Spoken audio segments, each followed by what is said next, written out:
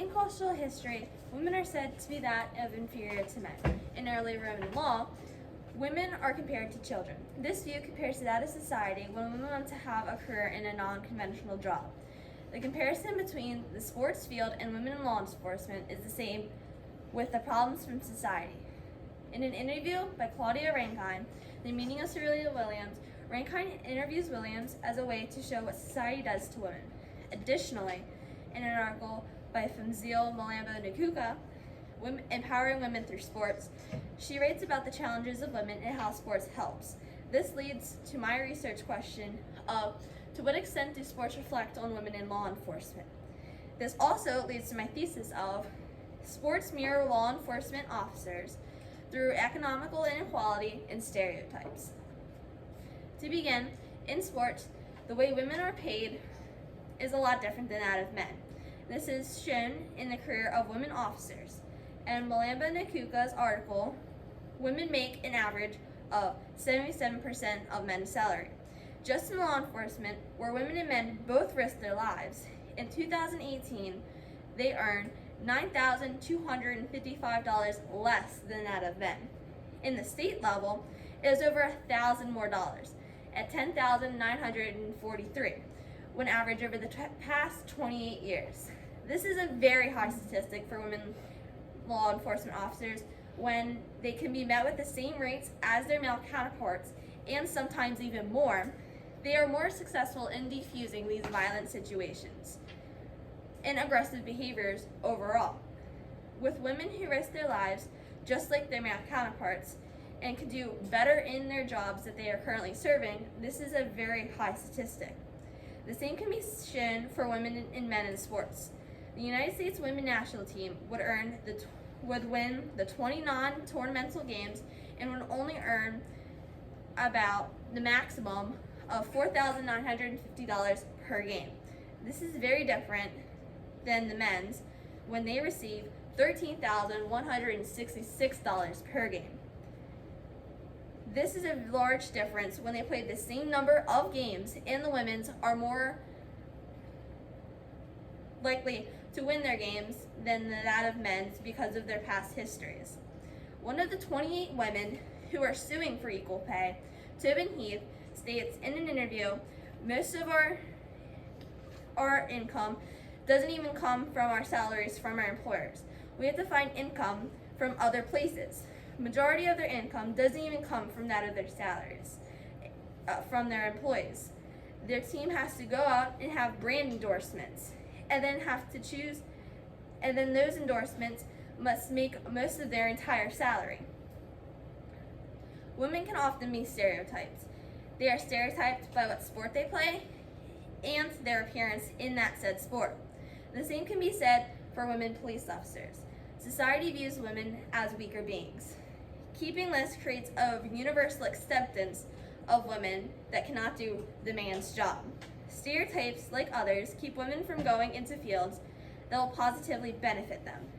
Rankine writes about Serena Williams, and Serena goes through struggles. She says that it described you and your sisters as brothers who are scary to look at. When women in sports are negatively viewed, and they are not the desired image for society to make for women, they get ridiculed.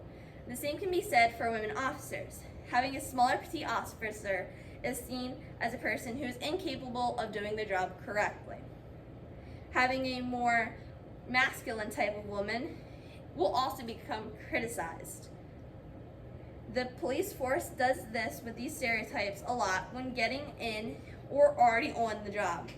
When staying with these mindsets from society, it creates a more masculine idea of policing that works to decrease the number of women in the job.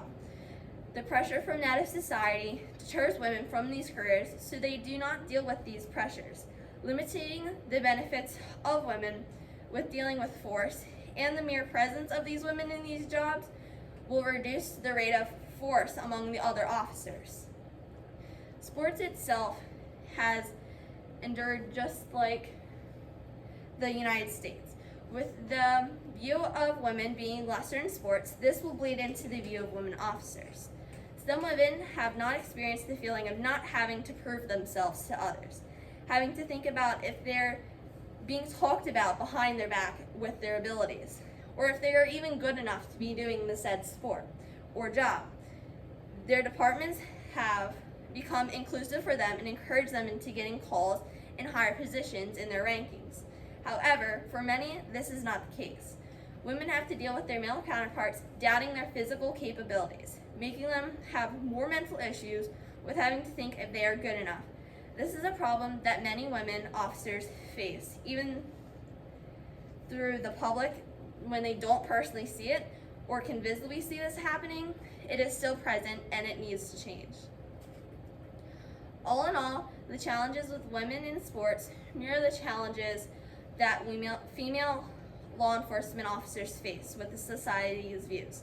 Both groups of women have challenges through stereotypes and inequalities. These challenges affect women the same way, no matter what level of each profession she is now working. Captain Iveen Roman is a scholar who is currently commanding the Criminal Investigation Bureau at Newark Police Department for 27 years. She talks about why women should be in the police force. While speaking about her experience in the force, she said, "The law enforcement community is experiencing a recruitment crisis. A solution to this problem was if we have more representation of women in these male-dominated fields. Like law enforcement, some implications would allow the gender divide in the male-dominated fields to lower and having gender equality representation. When having representation of females, girls will see these women in these positions and think, I can do this. Allowing advantages when women that possess these jobs to rise with them joining. Women will then be the ones to look for with the desired hiring." In an article by Betsy Banter Smith, she explains the advantages of women female officers. Some of these advantages often include a less confrontational style, a lower likelihood with the use of excessive force, the ability to exercise empathy and effectively diffuse difficult situations, especially domestic calls. Also, a larger field of awareness in stressful situations. However, some limitations would be that of the distribution. In modern life, when things are electronic, some don't have high-tech devices, so will not get those advertisements.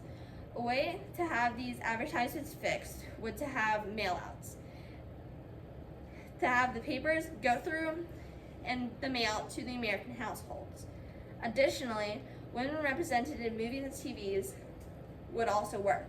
Little kids reflect what they get exposed to, so if you had more females in these male-dominated roles, it will help the younger generation and their views.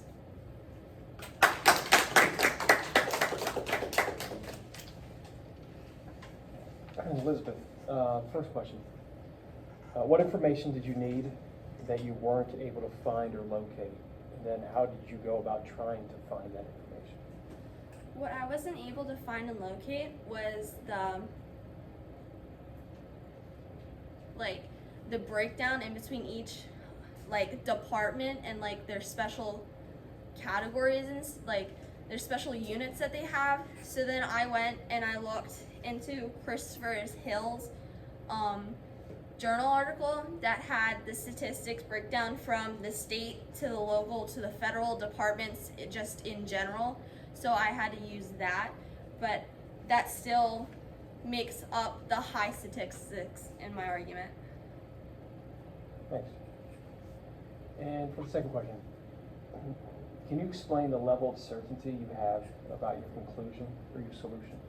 I'm very certain about my conclusion and solution because if you get these more views out of the women in these male-dominated fields, the younger generation will pick up on this, and their minds are easy to pick up with what are surrounding them. So if we have the younger generations viewing these, then when they get older and they they will actually be inclined to be in these positions that women are not represented in.